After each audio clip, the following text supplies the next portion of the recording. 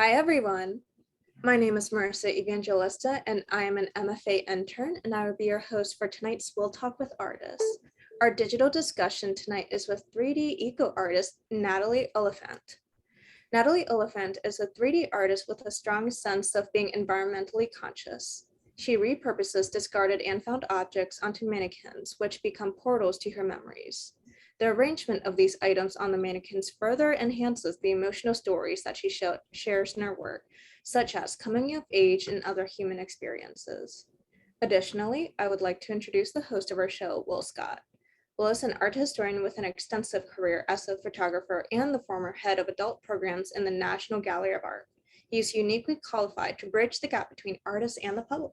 Thank you, Marissa, and thank you, Natalie, for agreeing to participate tonight. I'm really looking forward to the conversation because I think your work is very original and very challenging at the same time. So I'm glad that so many of our regular guests or listeners, rather, viewers, have joined us tonight. I know the weather is awful and a lot of people might be in their swimming pools, but we'll get rolling and people can watch this at another time if they're not with us live this evening. Natalie.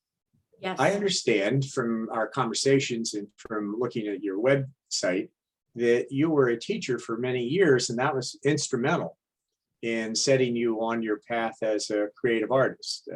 Am I correct? Yes, you are correct, Wil. I taught for only 15 years, but it gave me the opportunity to share my love of learning with the children, especially our artwork. Well, during that 15-year period, did you ever feel that your real place might be in the studio, your primary workspace might be the studio, or did you sort of blend them together? Or I think you may have told me that you weren't really that active as a creator of art until fairly recently. You're absolutely correct. Growing up, I was creative in my own right. I would go out and pick weeds and arrange flowers. I made jewelry in high school and sold it at a local pottery shop. I've always been creative. It was when I was teaching that I loved to share with the children that everyone can be creative in their own way. And I think that I had to follow my own advice when I was retired. Well, just before I retired, I found that creating my own pieces, it was great for just mind, body, and soul. Absolutely. So you had never created something that you were willing to share with the public or even with other friends and family before that time? Oh gosh, no. Well, this was a huge step. Yeah, I understand that. I didn't exhibit my work until I was near retirement. Yes. So I was into my 7th decade, I guess. Now, you have shared with us a slide, and Marissa, I'd like you to put it up, that shows sort of the setting, if you will, or allows you to talk about how you made that transition and how your experience in the classroom really helped shape your future as an artist. So, Marissa, if we can look at that. Certainly. This piece is, I had in my classroom bins and boxes full of items to be recycled. They were craft pieces of jewelry. Looking at this photo, a ping pong ball was cut in half and made into eyes. So I had an idea that the children would bring in shoes, just one, and they could bring the other one to share with someone else. And they created these pieces of sculpture using everything from my classroom. If they wanted to bring in something, they could. And we called it our Shoeseum. And I did it for grades 4, 5, and 6. I had 150 shoes in my room during the project, but it was quite a hit. And the children, they had visions of what they wanted to do. And I think inside of me, I was trying to promote being conscious of our environment, and let's use what we have.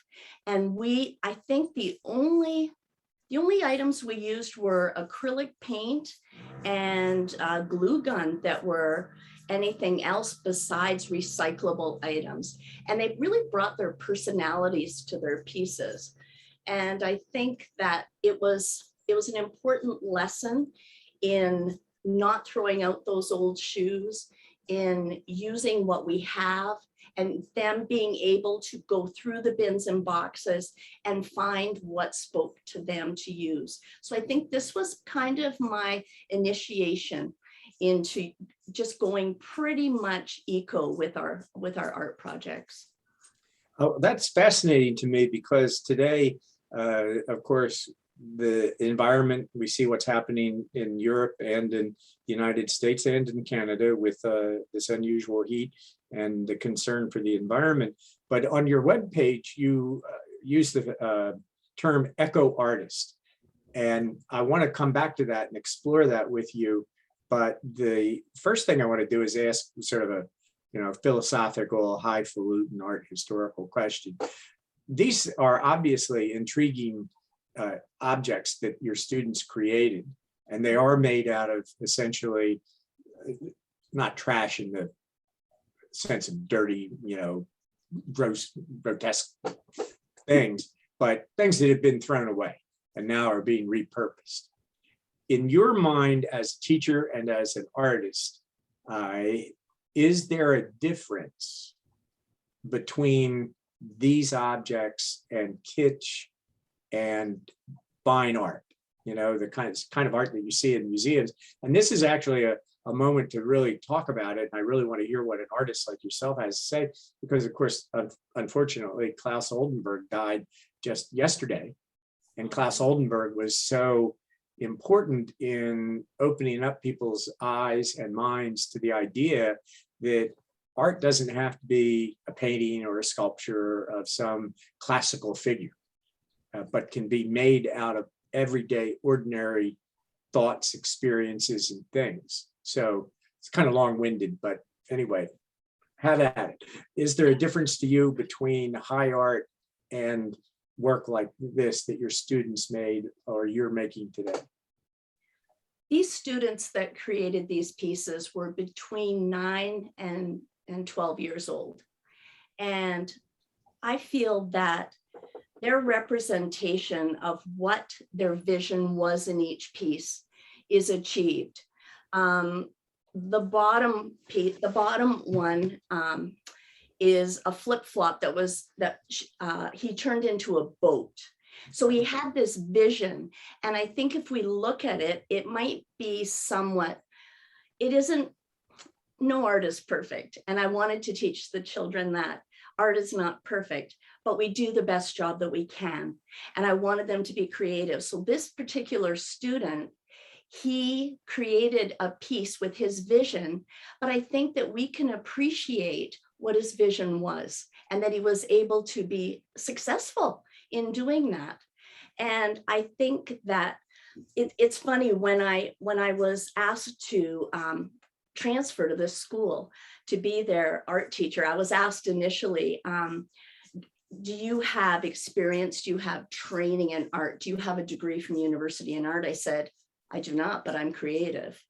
And I wanted to give that message strongly to every single student, because some students may not achieve much in math and in language. However, they are very creative. Referencing Oldenburg and 20th century art, often when people would attack someone like him, Jasper Johns and other people that were Robert Rauschenberg, they would respond, or their supporters in the critical community would respond with saying things like, well, it's the realization of the artist's vision, the artist's intentionality, and the transformative act of manipulating the materials that make it into art. Yes. Do you think that that's sort of a universally true statement? Does that resonate with you? Or it resonates with me even in these simple sculptures that the students created, and it resonates with me deeply in my works, because I have put, and I call them treasures as opposed to junk, because I had to change my vocabulary, but I see symbolism in the pieces that I'm using. I see the placement of where the items are. I think it's a subconscious plan that I use. And I think that is what artists do. It isn't anything that can be completely planned in the beginning. I feel that our truest art comes from the subconscious, and we are able to convey our deepest feelings that perhaps we aren't even aware of, that can come out in what we're creating.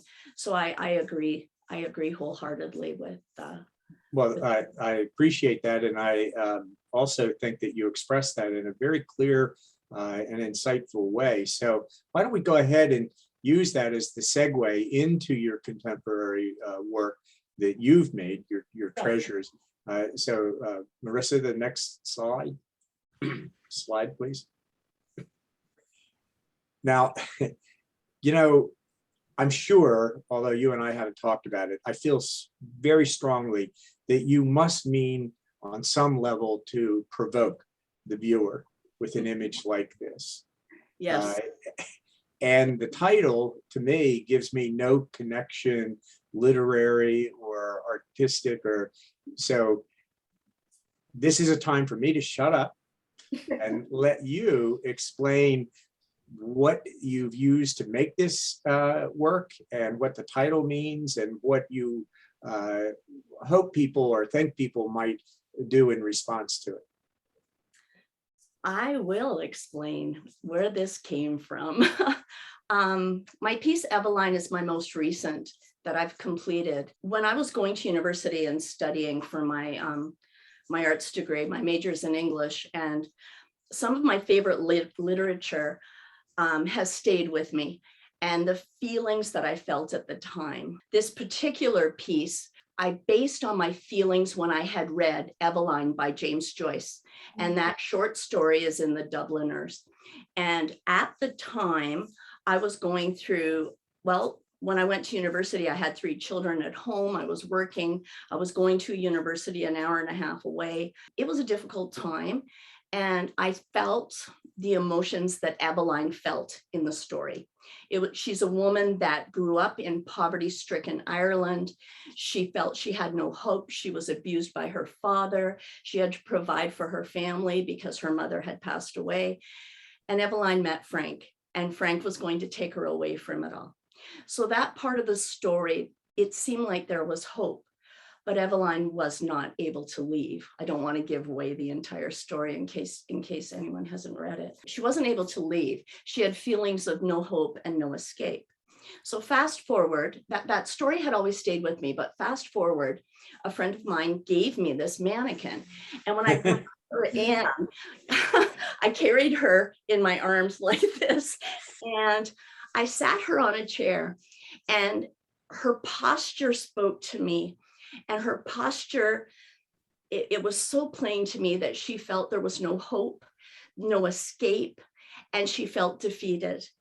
And I just had this flashback of this short story called Eveline.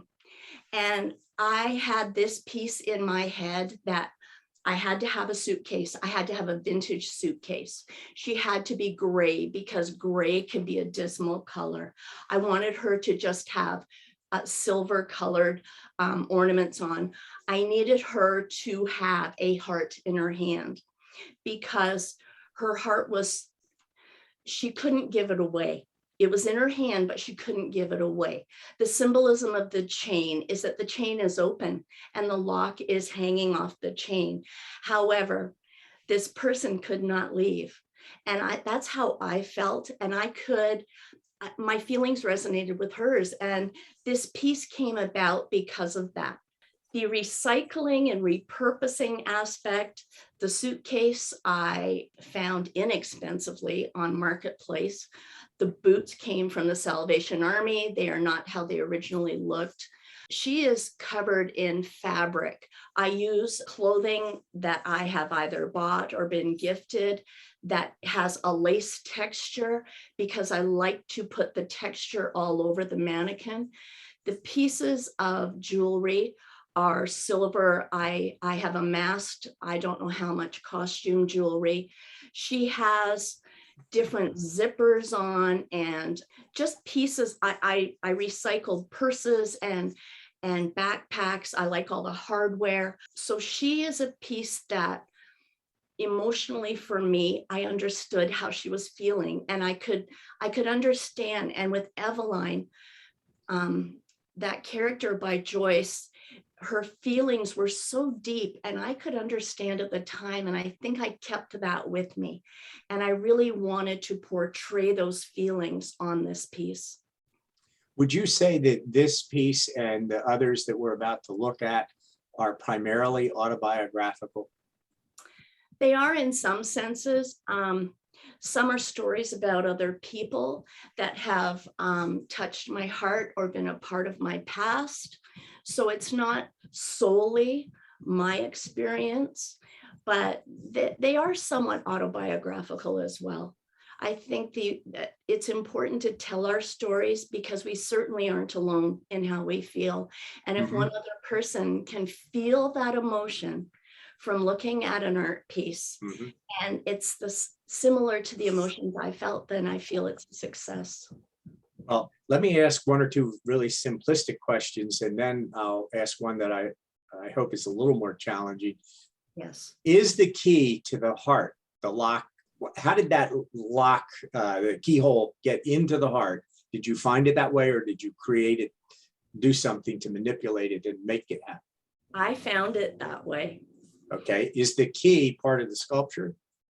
I believe the key is in her hand underneath the heart. Okay. Okay. Those are sort of the simplistic questions.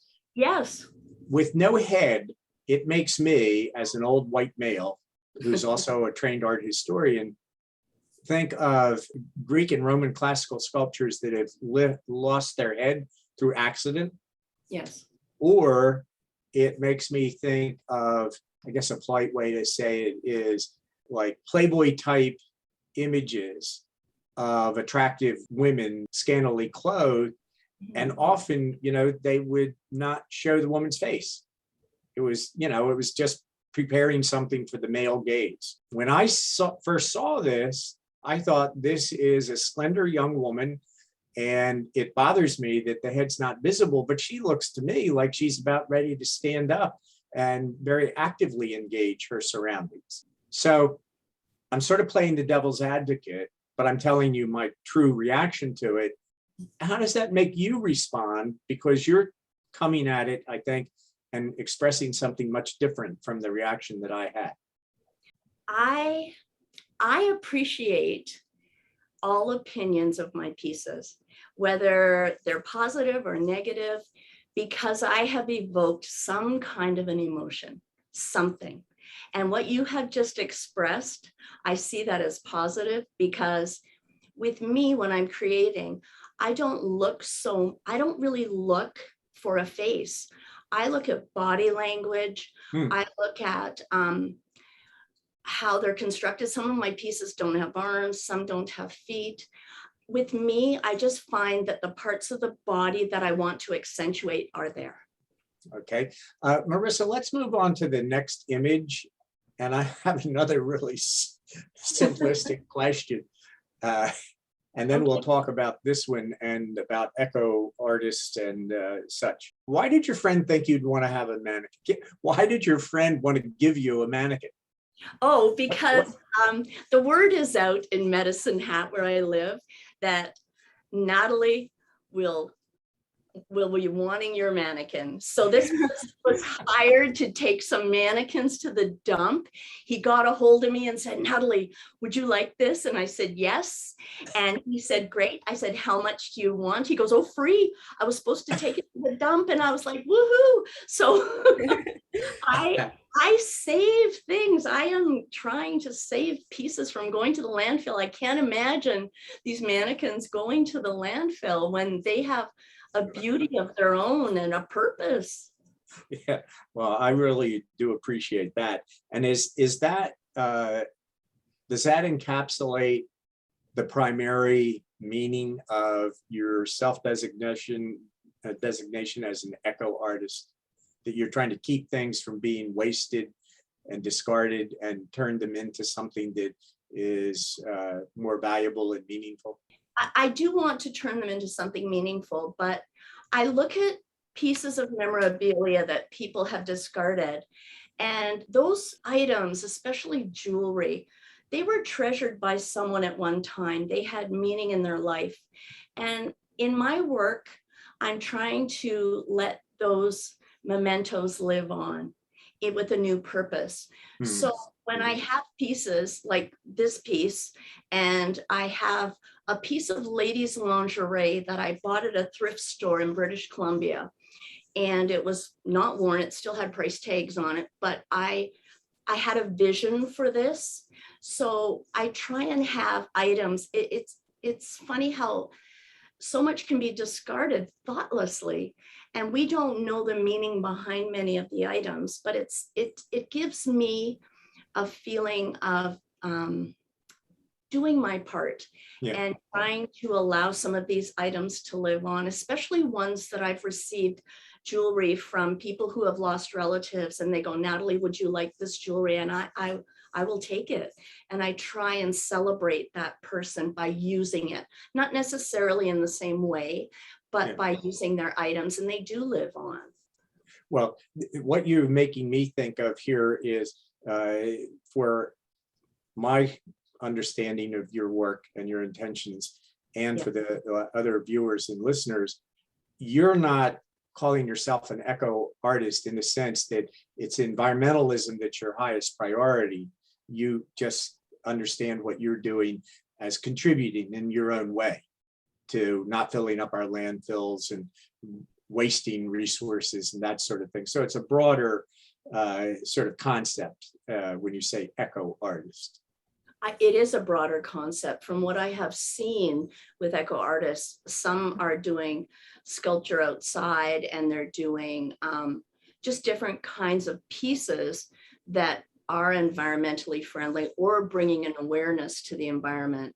I feel that I'm doing my part in that I am not buying brand new items unless there's something I can't find, like a circular saw blade. But I try and use what I have, or if I need something, I will go to a thrift store or a garage sale and see if I can find one particular item. But I feel that saving these small items from a landfill is important, because many people recycle larger things, but these are small little pieces that don't break down, pieces of metal that I think if we all did our part, whether large or small, it would contribute positively to our world. I agree. I try to do what I can, but yes, I guess it's not very much. But that really helps me understand better some of the things that you have said already, and that term particularly. And on your webpage, you talk about the importance of empathy and emotion to you and the way that you engage with the world. And so would it be fair for me to say that your work is very much driven from a point of a woman's experience of the world, and you're expressing the kinds of emotions and experiences you think will resonate with not just women, but firstly women, and then others of us who inhabit the world with them? But yes, I agree. I feel that representation by female artists is definitely different than representation by other artists, whether they're male, female, transgender, whatever. It's everyone has their own contribution and their own feelings. We try and empathize with others through our work, and share our stories as well. And I think most of my work, yes, comes from a female point of view, or a female story, or something that has affected the person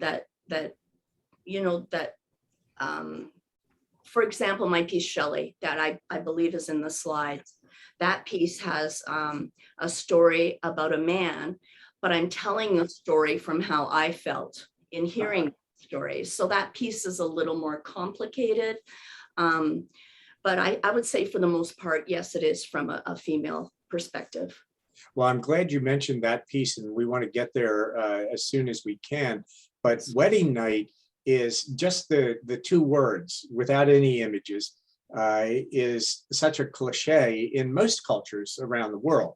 You know, you say, oh, wedding night, there are bawdy jokes, crude comments, or very elevated and touching sentiments that can be shared. So I'm not going to put my foot into it. I'll let you explain how you apply that title and those associations with this figure. Okay, this piece started with a mannequin and a wedding dress. And I was given a wedding dress that I could repurpose. It had beautiful lace on it. The mannequin, when you visualize it from the side, her posture it looks tired to me. And I wanted to use this wedding dress. I wanted her to be beautiful, but I wanted her to be somewhat disheveled because she's had a long day, the wedding from beginning to end.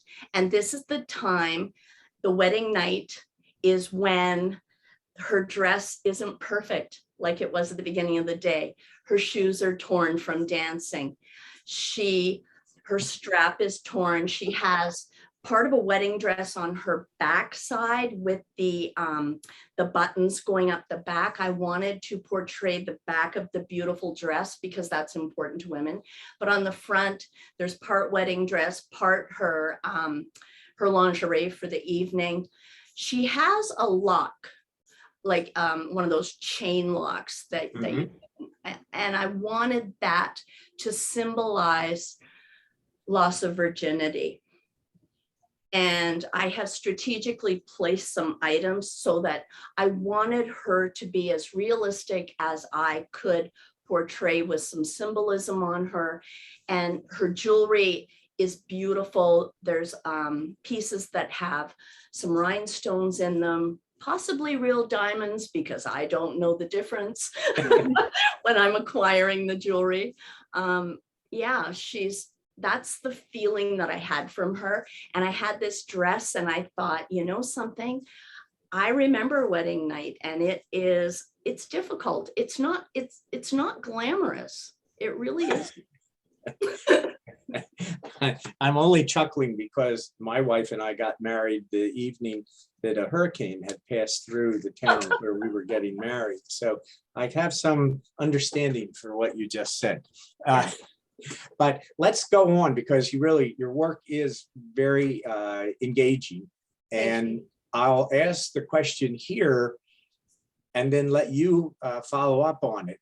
And my question is, when I or another viewer engages your work, we should be thinking about every object and its placement, its texture, its color, its shape, its, all of these things are part of the meaning that you're trying to imbue this creation with, right? Absolutely. So it's almost like reading a story or a poem. Yes. Yes. Would you read this one for us? This one, okay. I created this one based on the news that was on TV about the Black Lives Matter movement. And I had this mannequin that to me has a posture of being proud. And the front of the mannequin, I wanted her to be Black. I wanted her to be absolutely beautiful. I wanted her to have gold jewelry because gold is worth more than silver or other metals. I wanted a different point of view. I wanted the Black on the front, the person that stands proud, that I just wanted people to just look at what if things were the other way around. And the backside of her is white. And the backside of her, I used zippers and they're open. And I inserted pieces. I have red buttons, very tiny ones inside. I wanted the zippers to look like wounds, like perhaps that she was whipped or abused. I used only buttons on the back. She's painted completely white, the buttons, everything, because buttons to someone who is poor there's something that money can't buy, that they value. And I just wanted her to have two different points of view, a change in how we look at things. And at the back, her hands, one arm is white, one is black. Her arms are crossed at the back. She has a gold chain wrapped around her wrists in the back with a chain hanging, with a lock hanging, and the lock is open. And I wanted that to be hope. I wanted that to symbolize that the lock is open, that the chains are falling, and that there's hope. And that was the symbolism on the back. I wish I had another view that I could, but we can always, check my website. Well, that leads me to one sort of pragmatic question. When you display your work, I'm getting the sense that you want them to be out into the exhibition space sufficiently so that people can see them from every side. There's really no front and back, in the sense that everything is important and you need to see the piece in the round. Yes, absolutely. The side. So you have more of a real sculptural vision, even though you're not sculpting in the traditional way. Yes, I want every angle to have something that stands out, something that could be important to the piece.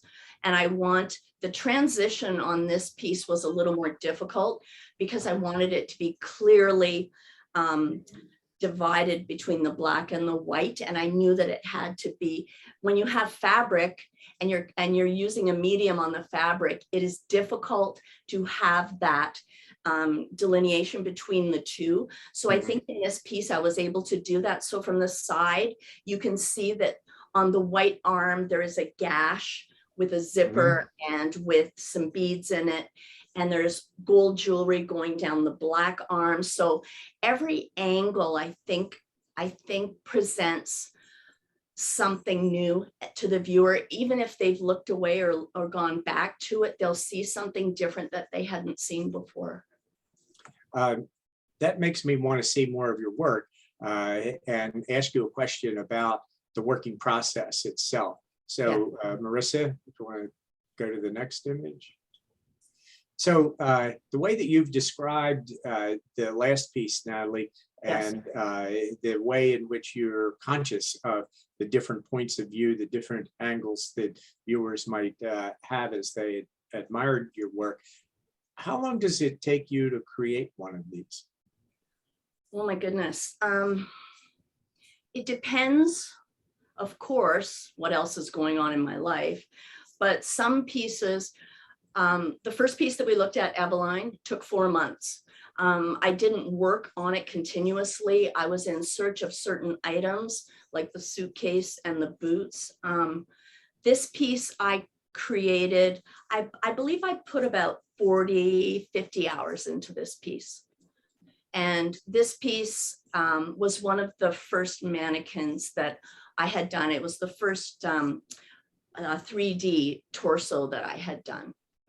That you really answered the question that I might have followed up with, and that is you stop because in the process of creation, you realize that there's something that you need, something that you want to add, and you develop that awareness, and then you will pause the work until you find what you need to fit into that vision that you have for the final work, right? Yes. Some cases, yes. For example, for wedding night, I ran out of silver colored jewelry.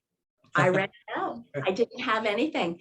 And you have to realize that you can't use a piece of jewelry that is flat. It has to have a bit of a curve because I'm fussy and I don't want the pieces to stand out with a corner sticking out. I have to have it almost molded. So it takes quite a bit of thought. It's almost like doing Tetris, the puzzle, and I put a piece on one at a time. I don't put an adhesive on and place them one piece at a time. And I think that's what it takes me a while to do it. Yeah. Is Medicine Hat big enough to supply all the things that you need? I have been pretty lucky here. I go to thrift shops in other centers.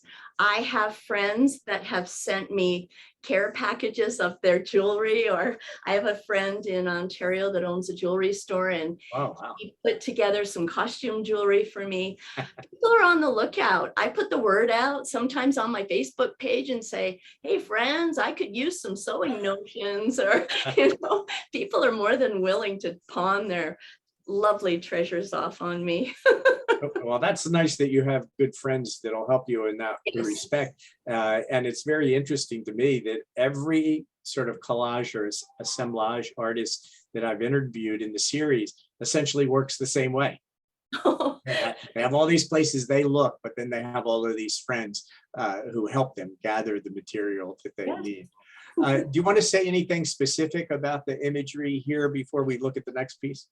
Really quick, my thoughts on this. This wasn't based on a memory that is mine. It's not autobiographical, but one of my daughter's closest friends was having a very difficult time with in vitro treatments. She'd lost 5 pregnancies. And when I heard this story, this piece just came to me, that a woman's biological clock is, the time is limited. And I had several watches that were given to me, and I wanted to represent that biological clock by having an opening where the women's reproductive organs are, and to have the watches in there. And she also has a lock hanging from the bottom, because that's representative of how once it's done, it's done. The system's locked up for, anyway, that piece, I sent her a picture and I told her the story of it, because I wanted her to know that she wasn't alone in this world and going through that. So that's quickly what this piece was based on. Well, it looks surprisingly classical to me, and I guess it's just the form of the mannequin, but the way that you've treated the mannequin, of course, has transformed it into what you've hoped it would be. I mean, that's clearer to me than in the other few, and that's on me. That's not on you, of course, but I think this is really a masterpiece of what I've seen from your studio. So how many more do we have, Marissa? I think we have a few more. There may be another piece of artwork, and then we have at least 2 more images. Yeah, so let's go quickly through 1 or 2 more, and then we'll get to those images we just added, and that'll be a good place to wrap up. I'm older than 63. I've learned enough. I'm not touching this. Go ahead, Natalie, please share your thoughts. Well, I think that we can appreciate that when a person is 63, their parts may not be coming together like they used to. And this vintage dress form was gifted to me. She originally was covered in purple fabric, which I took great pleasure in removing. However, then she kind of looked like the paper bag princess, a story I used to read to the children. And her I don't know, she just looked like paper bag. And I thought, oh my goodness. So I took some lace and I put it on, but I used a clear coat over top of that, because I didn't want to take away from her beauty and her age. And I used lots of hinges and different parts that don't quite connect. This woman has seen a lot of heartache, so she has a circular saw blade going through her chest. I don't know if that sounds positive, or I don't know. Anyway, she has a heart hanging from the circular saw blade, but she's seen a lot of things in her life and heartache, and I think the age of this dress form, it just, I don't know, the poor girl. Well, I don't remember 63 as being that bad, but then I hope that's more people had my experience. But this really makes me intrigued to see your work in life, because there's so many things that are here, and I wouldn't have realized there was the saw blade, and that's so important to what you're saying here. So it really does encourage me to want to see more of your work up close and in person. Next slide, please, Marissa. This is Shelley. This piece is based on a file I had read when I worked at the National Parole Board when I was in my early 20s in Saskatoon. This is a story of a man convicted of murder that was part of his sentencing was that he was required to undergo a sex change because he was dressing as a woman and he was technically a woman. So he had that done, but I remember seeing his mugshot when it came in, and I was naive. I didn't know that people could change what sex they wanted to be. I think that was in the 70s and we just didn't talk about it. So this piece, I wanted to tell his story. It wasn't in any way to celebrate the heinous crime that he committed, but I wanted to show the woman wanting to come out of the man's body, hence the hand coming out. I wanted to symbolize the saw blade because he did undergo a sex change. I wanted to symbolize that he was wearing prison garb that a male would wear. So I do have that collar and just the strip of buttons on it. The artificial breasts, I wanted to have something artificial to symbolize that, the drain plugs. And on the back, I couldn't use anything that was fancy and I wanted the back to symbolize a man with items that a man would use, washers and wing nuts and nuts, and more things that were, for that time, masculine. Not that it matters. Really in life, everyone uses those things. But this piece, I wanted to demonstrate the struggle, but I also wanted to take my memories from what I had read and what I had seen and just put it into a piece that is of a troubled soul. Yeah. Well, that's very compelling, and I think you've accomplished that very successfully. Marissa, next slide. Oh, here we go. This is actually perfect. I think we've budgeted our time fairly well. So if we could just talk about these quickly, and then we'll let people ask questions if they have them. Yes, this piece is the basis of what I do. And I had a boy in my class, and bless his heart, we had this project on the go, grade 1, and the children had a piece of cardboard, some burlap, and some just items on a table. I told them they could take 10 items. They were to glue the burlap on, place the items, they painted over it with acrylic paint, and then they took bubble wrap, scrunched up, and then they just highlighted some parts of it. I always entered my students' art in the school art fair here at our local gallery, the Esplanade.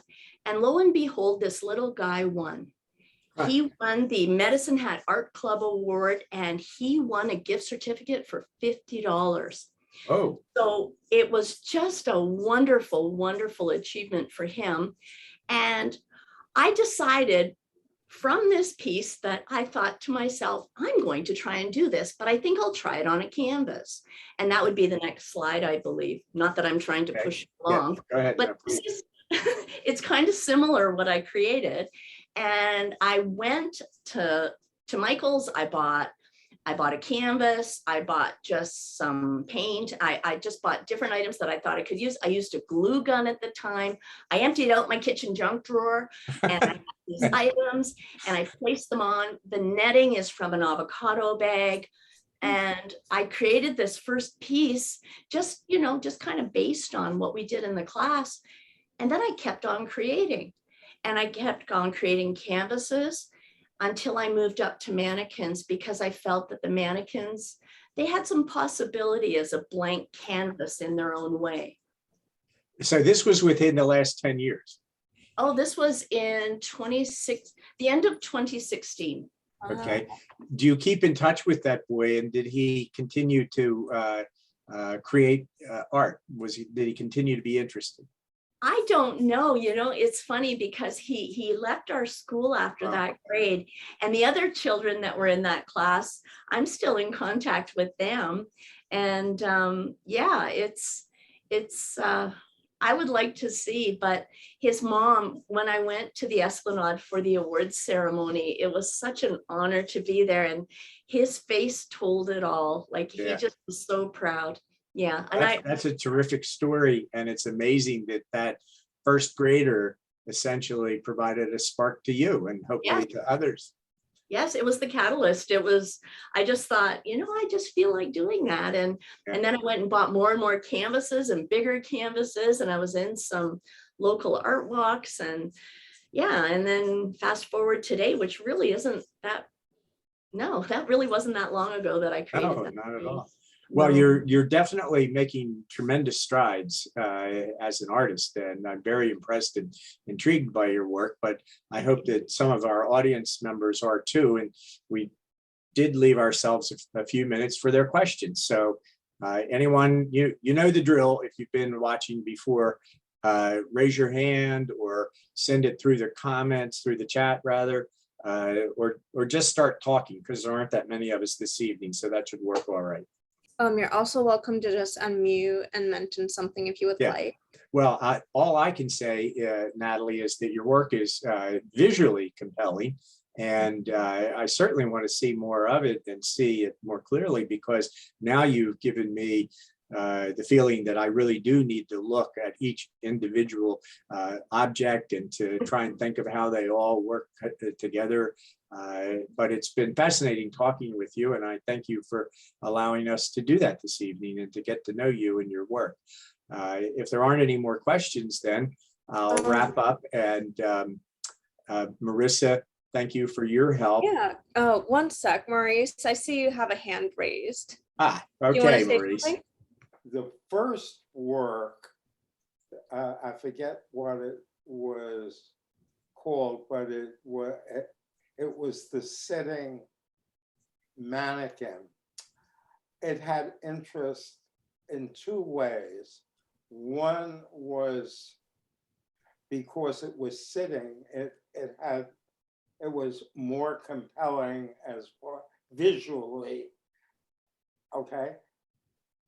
Then most of the stuff, most of the work, it's the surface, whether it's visually compelling or something like that. To me, and I hope to Natalie, it's interesting to hear somebody express themselves and react to your work. So I know if you ever have comments you want to share about my work, I'd be happy to hear them. But, so I think we have run out of our hour. Those of you who are attending know that you can still send something in through the chat or send something by email to info@the MFA, and we'll try to get you an answer. And the last thing I should say is that I think we're going to skip having a session in August. So many people are traveling and trying to get away after being confined for so long because of COVID. So I think we'll pick up again in September. Okay, but thanks all of you who listened in and participated tonight. And again, thanks to Natalie and Marissa. I think this was a very interesting program. Thank you very much for having me. And thank you so much, Natalie. It was wonderful to get to know you more and hear about more of your artwork. This was fantastic. Thank you.